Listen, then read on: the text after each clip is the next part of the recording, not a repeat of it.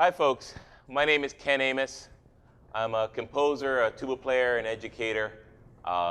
Like many of you, do just about anything I can to make a living in music.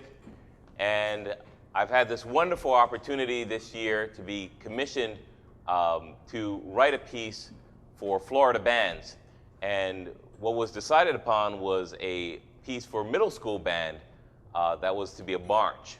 And so that's what we're going to be working on tonight. And this is kind of a unique experience because we're not only involving the musicians locally here in South Florida, but also musicians around the world viewing the web, and the music is made available for free for a limited time on the website banddirector.com.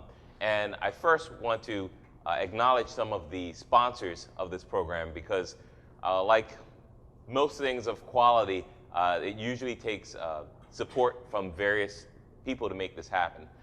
So some of the supporters for this program, this commissioning project for Florida, is Besson Instruments, Capitol Music, DF Music, Woodwind Brasswind, who I'm sure many of you are familiar with, All American Music Fest, Bando Shoes, Chop Saver, which is a lip thing you put on your lips to help your chops, especially if you're a brass player, Lynn University, which is where I teach up in Boca Raton, Florida, and of course, Make Music, which is a software manufacturer. They're the makers of not only Finale music software, but also Smart Music software, which you'll hear about later on tonight.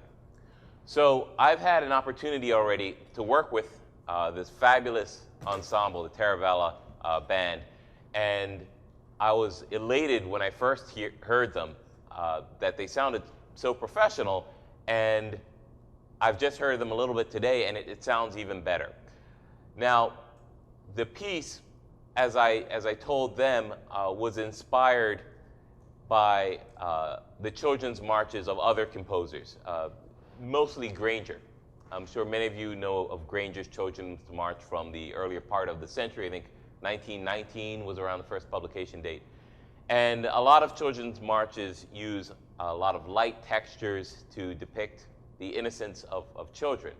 However, I wanted to explore something that had a bit more of a dramatic effect, that maybe went through some more emotional changes in the piece, because I'm a father of two, at least as we're airing this, I'm a father of two, and children have a wide range of emotion that they're not afraid to show. And so I wanted to write something depicting that. And as I mentioned to the band before the piece was titled, I was kind of thinking of the movie The Children of the Corn back from last century. I don't know if some of you had seen that movie. Actually, some of them have seen the movie, despite it being rated R, I believe. But that movie, of course, is an act of fiction. But I was thinking, well, what kind of title should I give this piece? And I think one of the bassoonists, said, well, why don't you call it March of the Corn? Which I thought was kind of a silly title, but I think that's probably what makes it a good title. It's silly enough to be somewhat memorable. So they're going to play through the piece for you, and then we're going to discuss some of the different aspects of writing and performing, and how we go from concept to performance to inspiration. And I hope you enjoy it. And this is, again, written for middle school band. Keep that in mind when you're listening to all these different parts, because I've written for middle school band before, but I've never written down to players.